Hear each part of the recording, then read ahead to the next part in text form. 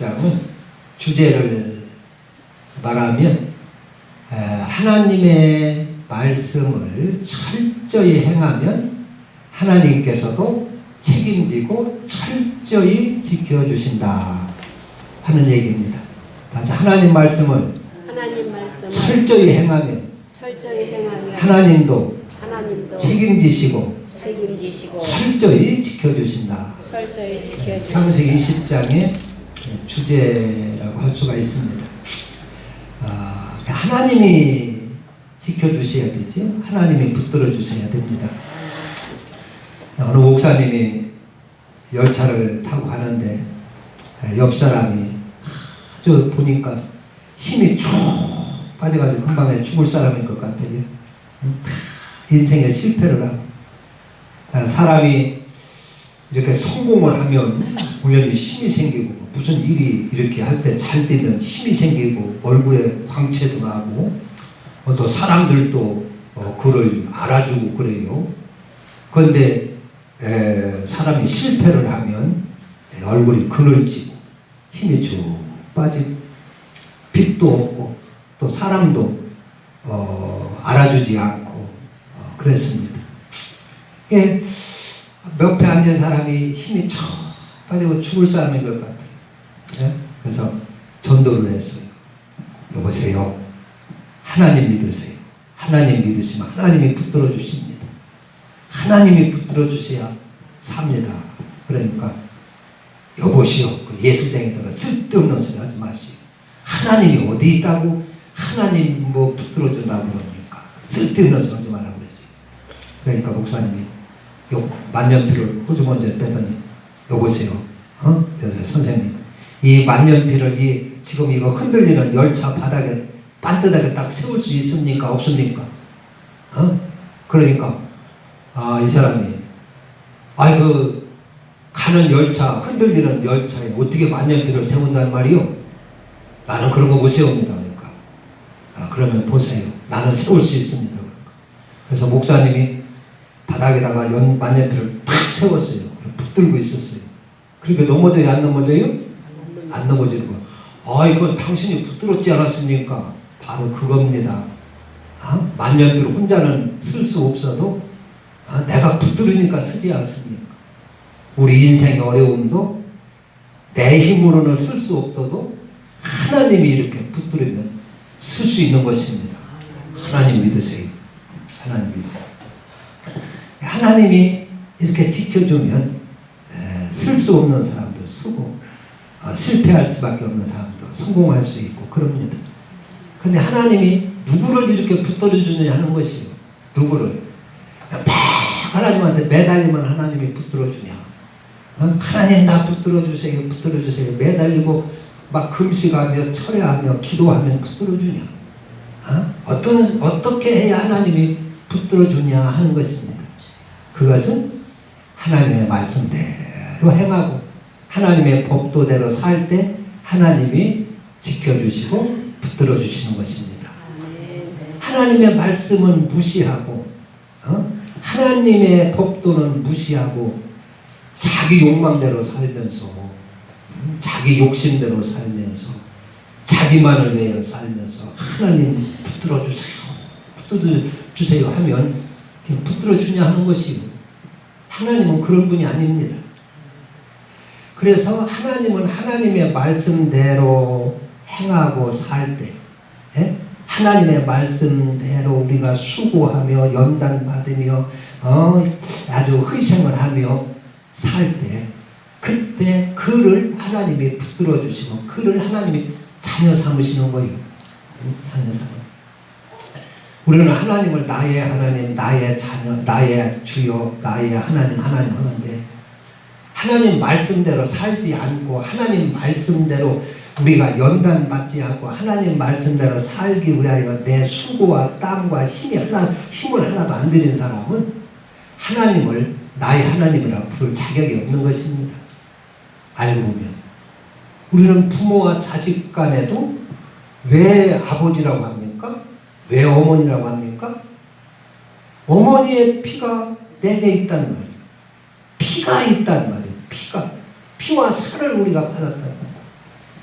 것처럼 하나님과 우리가의 하나님이 나의 하나님이고 나의 아버지고 나의 주님이 되려면 하나님의 그 말씀에 우리의 피와 살이 섞여져야 되지 않겠어요? 하나님의 말씀에. 그 말은 무슨 얘기냐면 하나님 말씀대로 사는 그 살기 위한 사는 데에 따른 그 연단을 말하는 것입니다. 하나님 말씀대로 살기 위하여 내가 땀도 흘릴 수 있고 피도 흘릴 수 있고 거기에 희생도 있을 수 있고 해야 한다는 것입니다. 그게 하나님과 나를 피를 섞는 것이라 할 수 있어요. 피를 섞는 것이라. 부모의 피를 내가 받는 것처럼 그래야 부자지간이 혈육의 부자지간이 이루어지는 것처럼 하나님도 나의 아버지라면 그분과 나가 피가 섞여져야 되지 않겠느냐 하는 것입니다. 그게 뭐냐? 그건 하나님의 법도대로 내가 희생하면서 사는 것을 말합니다. 하나님 법도대로 살기 위해 내가 희생하고 수고하고 땀이 거기 들어갈 때 하나님과 피가 섞여진다. 그렇게 표현할 수가 있습니다. 그래서 하나님을 아버지라고 부를 수가 있는 것입니다. 하나님의 말씀이 어느데 다 무시해버리고 한 그릇 흘려버리고 하나도 살지 않고 아무 수고도 그 살자고 노력도 하지 않고 수고도 없이 하나님을 아버지 하면 야, 너 나하고 무슨 관계에 있다고 네가 나보고 아버지라고 하느냐? 그렇게 할 수 있어요. 네가 나하고 무슨 관계가 있건데 네가 나보고 아버지라고 하느냐? 너하고 나하고는 아무 관계도 없다. 너하고 내가 뭐 피가 섞였냐 살이 섞였냐? 하나님이 그렇게 하시지 않겠어요? 하나님을 우리가 하나님 아버지라고 부르고 그렇게 하려면 하나님 말씀대로 살기 위한데 수고와 땀이 거기에 녹아 들어가야 되는 것입니다.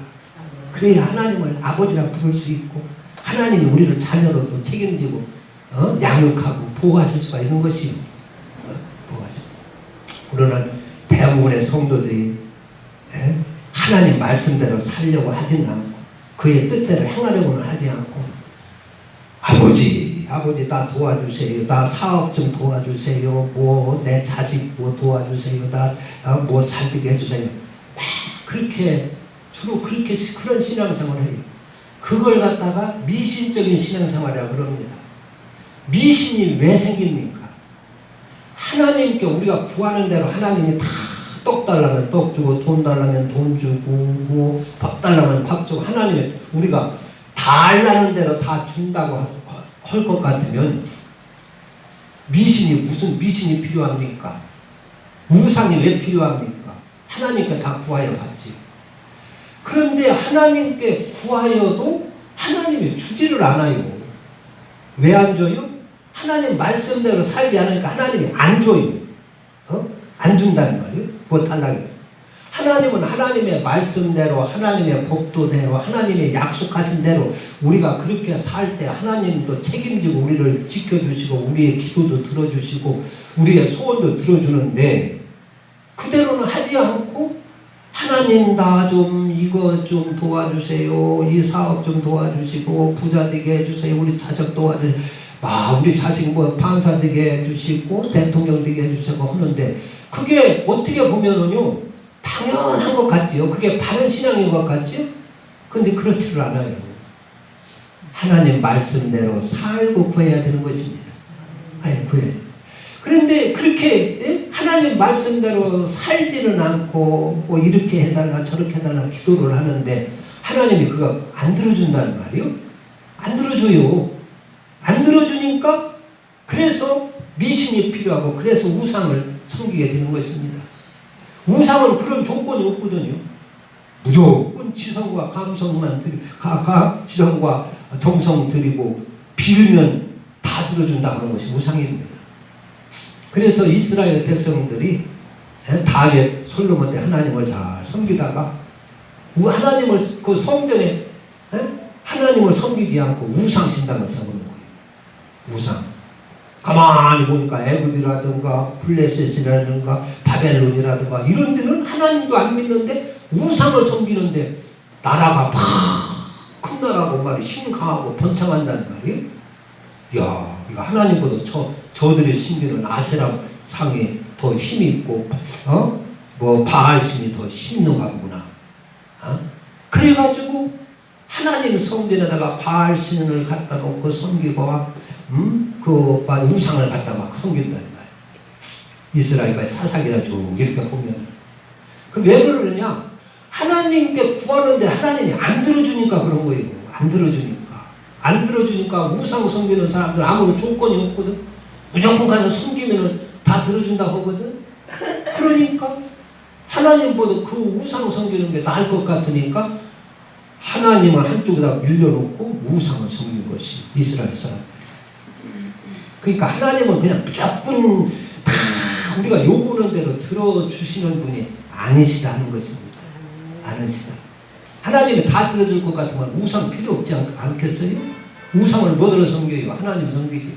돈 달라면 돈 주고 떡 달라면 떡 주고 밥 달라면 밥 준다 할 것 같으면 내가 요구하는 대로 다 줄 것 같으면 어디 무슨 다른 신 쫓아갈 필요가 하나도 없지 않습니까? 근데 하나님은 무조건 들어주는 것이 아니라 하나님의 말씀대로 살고 하나님의 법도대로 살고 하나님의 그 계명대로 이렇게 살 때 하나님도 책임감을 느끼고 이렇게 들어주기 때문에 이스라엘 백성들이 하나님 말씀대로 살지 않는 사람들은 우상을 따라가게 되는 것이요. 우상을. 여기 아브라함은 하나님이 책임지고 눈동자처럼 책임지고 아주 철저하게 아브라함을 이렇게 지켜주시는데 보호해 주시는데 아브라함 돈 달라고 하지도 않았는데 하나님이 돈 생기게 해주고 땅덩어리 달라고 하지도 않았는데 땅덩어리가 생기고 그런다는 거예요. 어떤 사람은 달라고 뭐 이렇게 해달라고 저렇게 해달라고 애벌복벌 빼달려도 하나님이 안 주는데 아브라함은 달라고도 않는데 여기서 돈도 주고 떡도 주고 돈도 주고 땅덩어리도 주고 소도 주고 양도 주고 막 하인도 붙여주고 이러는 걸 볼 수가 있어요. 그것은 왜 그러느냐? 아브라함이 하나님의 법도대로 살고 하나님의 말씀마다 그 말씀은 잘 순종하며 살고 그렇게 했기 때문에 그런 것입니다. 그런 것이 아브라함이 여기서 그 아내를 갖다가 여동생이라고 했다고 이게 실수니 뭐니 그런 게 아닙니다. 그게 아니야. 혹시 아브라함의 실수를 뭐 어떤 사람은 이런 걸 들어서 아브라함을 아주 그냥 묵사발 만드는 분도 있는데 아브라함이 혹시 실수를 들을 것 같으면 하갈을 취하는 것은 혹시 실수라고 할 수가 있으려나 모르겠어요. 그러나 그것도 보면은 아브라함이 뭐 여자 밝혀가지고 이렇게 하갈 이렇게 여자 밝혀서 이렇게 건드려가지고 꼬여서 이렇게 만든 것이 아니라 자기 아내가 남편에게 아들을 낳아주지 못하니까 남편 보기에 미안하단 말이에요. 남의 집에 왔으면은 자식을 좀 잘라서 후손을 잘 이렇게 낳아가지고 이렇게 대를 잇게 해줘야 되는데 해서 그 사라가 애를 못 낳는 거예요. 그러니까 남편 보기가 좀 미안한 거예요. 그래서 하갈을 그 부인이 남편에게 촉으로 그렇게 하라고 그랬어요. 하갈을 통해서 아기를 낳자. 아기를 낳으면 차우지가 아기를 낳으면서 후손을 이어가야 되지 않겠느냐. 그래서 아브라함이 하갈을 취해서 이스마엘을 낳았어요. 그리고 나중에 또 마음이 사라가 하갈과 이삭을 막 핍박하고 하니까 내쫓아야 되겠다. 안 되겠다. 내쫓으라고. 그러니까 또 그 아내 말을 다 존중해서 하갈과 그 이스마엘을 집에서 내쫓아요. 그러니까 이 아브라함은 철저하게 하나님 말씀대로 즉시 순종을 했어요. 오늘날 우리는 안 그렇지요? 뭐 하라고도 자기 마음에 내키지 않으면 합니다. 안 됩니다. 안 합니다. 그럽니다. 근데 아브라함은 그렇지 않았어요. 하나님의 말씀, 하나님 앞에서 하나님 말씀대로 잘 순종하고 노가 없었어요. 하나님 앞에 아무나 순종하고 그 말씀대로 철저하게 사니까 그가 하나님도 책임을 지고 아브라함을 철저하게 지켜주신 것을 알 수가 있습니다. 그냥 지켜주신 것이 아니지. 우리도 하나님을 이렇게 하나님의 말씀대로 철저하게 하나님의 약속을 믿고 말씀대로 철저하게 산다면 오늘날 우리도 하나님이 철저하게 지켜줄 줄로 믿습니다. 그래서 생각지도 않은 그런 그 양이 생기고 소가 생기고 또 땅도 생기고 돈도 생기고 하나님이 기쁘니까 이렇게 아주 주어주시는 것이죠.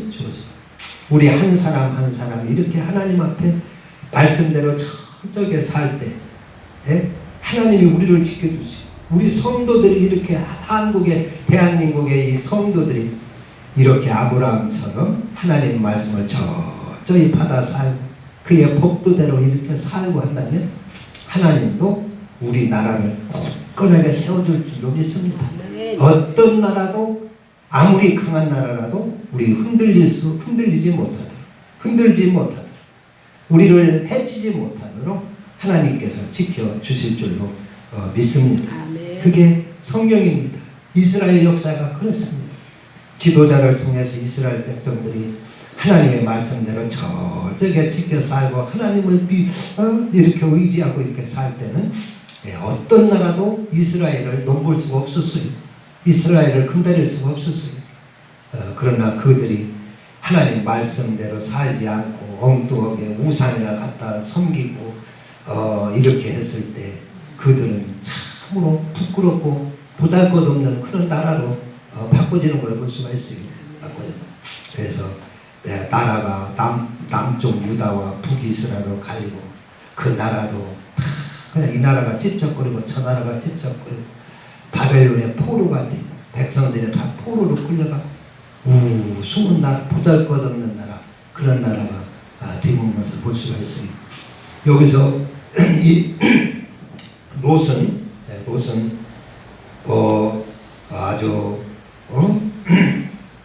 그 결과가 자기의 육신대로 사니까 자기 마음 내키는 대로 살고 자기 눈에 좋게 보이는 대로 그렇게 사니까 한없이 초라한 인생이 되지. 초라한 인생. 그러니까 네가 마음대로 선택을 해라. 그러니까 자기 눈으로 보고 하나님의 말씀을 생각하지 않고 자기 눈으로 쳐다보고 눈에 좋은 대로 소돔과 고모라를 택하는 거예요. 풀이 파란하고 기름진 에덴 동산 같고 그러니까 소돔과 고모라를 얻는 택하고 또 소돔과 고모라가 멸망할 때 하나님의 천사들은 그를 롯 보고 어떻게 하라고 그랬어요? 얼른 나와서 저 산으로 도망가라고 그랬어요. 산으로. 그러니까 산을 쳐다보니까 거기까지 가기가 까마득하고 거기까지 가다가 죽게 생긴 거예요. 힘들어서. 그런데 가만히 보니까 옆에 소알이라고는 조그마한 도시가 있다는 거예요. 그래서 눈으로 그 소알을 쳐다보고 천사에게 그러니 하나님은 저 산으로 도망가라고 하지 말고 저 소알로 들어가게 해주세요. 소알로 피할 수 있게 해주세요. 하나님이 저리 가라고 했으면 아브라함 같은 두만한 그리 갈 텐데 롯은 그러지 않아요. 자기 눈으로 뚫려 보고 자기 좋은 대로만 한다는 거예요. 소알로 가게 해주세요. 소알로 갈 수 있게 해주세요. 그래서 소알로 가게 하니까 거기서도 살지 못하고 거기서는 결국 사람들한테 미움받고 살 수 없으니까 나와서 산 굴 속에 들어가가지고 여기까지 살다가 모압과 암몬 그러한 자손들을 만들어내고 그랬어요. 그러니까 처음에는 돈도 많고 아주 이렇게 해서 잘 출발을 했는데 나중에 얼마나 부끄럽고 초라한 신세가 됩니까? 롯이 얼마나 부끄럽고 초라한 신세가 됩니까? 우리가 점점 이렇게 빛나고 점점 잘 되고 점점 이렇게 성공하고 이렇게 되어야 되지.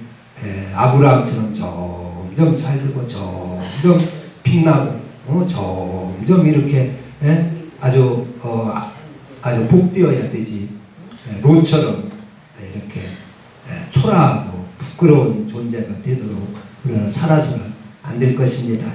아브라함처럼 살아서 우리도 하나님의 철저한 하나님의 사랑과 보호가 있기를 주님의 이름으로 축원합니다. 기도합니다. 하나님 아버지 감사합니다.